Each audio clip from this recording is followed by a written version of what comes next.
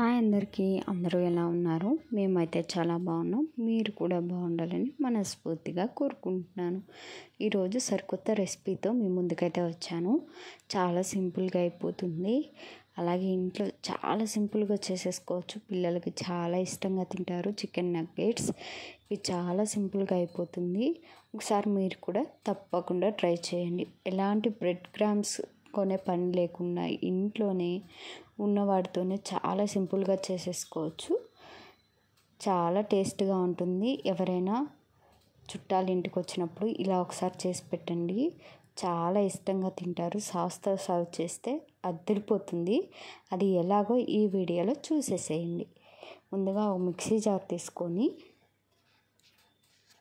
దానిలోకి brown pot తీసేసి బ్రెడ్ని ఇలా కట్ చేసుకొని వేసుకోవాలి. ఇలా కట్ చేసుకొని మిక్సీ జార్లో వేసుకొని ఒక్క పల్స్ ఇచ్చేసి కోర్స్గా గ్రైండ్ చేసుకోవాలి.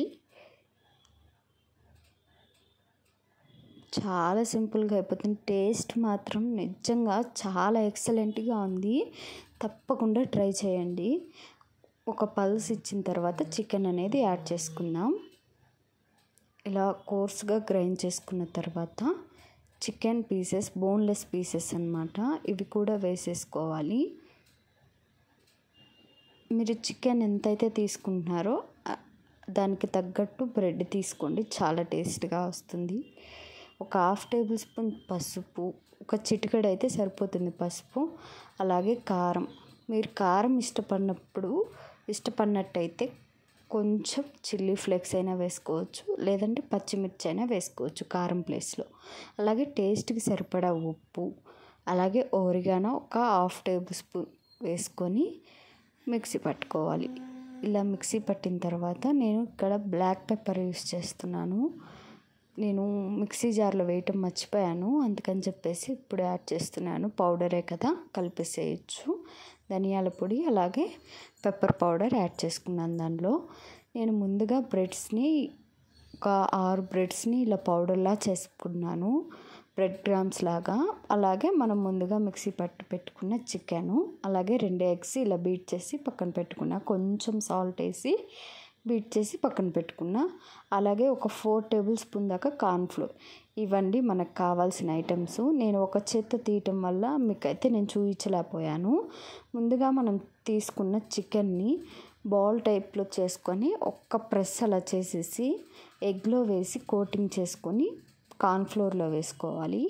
కార్న్ఫ్లోర్లో నుంచి తీసి మళ్ళీ ఎగ్లో వేసుకోవాలి. ఎగ్లో నుంచి తీసి బ్రెడ్ క్రమ్స్లో వేసుకొని కోట్ చేసి ఆయిల్లో వేసుకొని డీప్ ఫ్రై చేసుకోవటమే.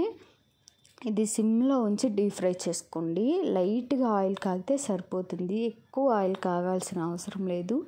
ఎందుకంటే మనం బ్రెడ్ క్రమ్స్ వేసాం కదా, బ్రెడ్ క్రమ్స్ అనేవి మాడిపోతాయి.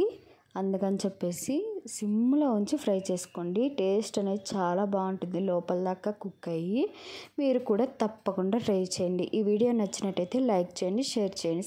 ఈ వీడియో నచ్చినట్టయితే లైక్ చేయండి, షేర్ చేయండి, అలాగే సబ్స్క్రైబ్ చేసుకోవటం మర్చిపోకండి. మరెన్నో వీడియోస్ కోసం నా ఛానల్ని సబ్స్క్రైబ్ చేసుకోండి. చాలా టేస్ట్గా ఉంటుంది. పిల్లలైతే అసలుకి చాలా ఇష్టంగా తింటారు. సాస్ వేసి ఇస్తే చాలా ఇష్టంగా తింటారు. ఫస్ట్ టైం మన ఛానల్ ఎవరైనా చూస్తున్నట్టయితే లైక్ చేసి సబ్స్క్రైబ్ చేసుకోండి.